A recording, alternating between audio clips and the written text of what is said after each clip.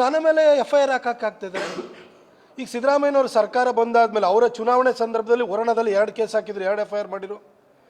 ಶಿಗ್ಗಾವಿನಲ್ಲಿ ಒಂದು FIR ಮಾಡಿದರು. ಆನಂತರ ದಾವಣಗೆರೆಯಲ್ಲಿ FIR ಮಾಡಿದರು. ಶಹಾಪುರದಲ್ಲಿ FIR ಮಾಡಿದರು.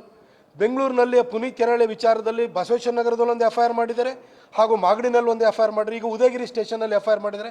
ಹೀಗೆ ಸಾಲಾಗಿ ನನ್ನನ್ನೇನು FIR ಮಾಡಿ ನನ್ನನ್ನೇನು ಆತ್ಮಸ್ಥೈರ್ಯವನ್ನು ಕುಗ್ಗಿಸಬೇಕು, ಮನೆಯಿಂದ ಹೊರಗಡೆ ಬರಬಾರ್ದು ಅಂತ ಹೇಳ್ಬಿಟ್ಟು ಉದ್ದೇಶದಿಂದ ಮಾಡ್ತಾ ಇದ್ದಾರೆ ಅಂತ ಅನಿಸ್ತಿದೆ.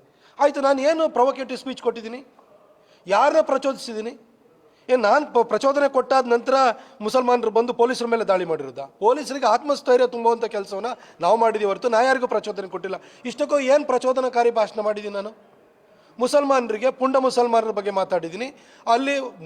ಅಲ್ಲೊಬ್ಬ ಮುಲ್ಲಾ ಈ ರೀತಿ ಪ್ರೊವೊಕೇಟಿವ್ ಸ್ಪೀಚ್ ಕೊಟ್ಟಿದ್ರು ಕೂಡ ಯಾಕೆ ಅರೆಸ್ಟ್ ಮಾಡಿಲ್ಲ ಅಂತ ಕೇಳಿದ್ದೀನಿ. ಇದು ಪ್ರಚೋದನಕಾರಿನ?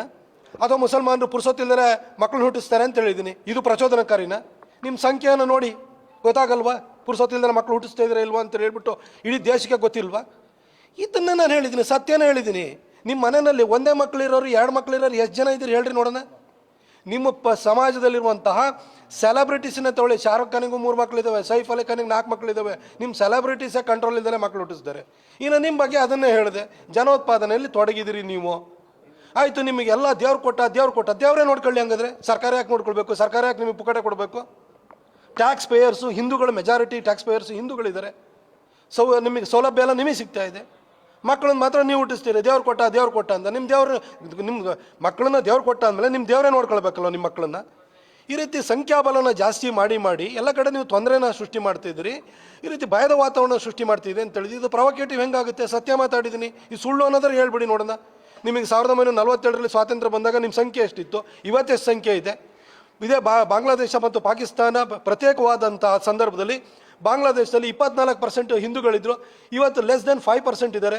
ಪಾಕಿಸ್ತಾನದಲ್ಲೂ ಕೂಡ 15% ಹಿಂದೂಗಳಿದ್ರು, ಇವತ್ತು ಲೆಸ್ ದೆನ್ 1% ಇದ್ದಾರೆ.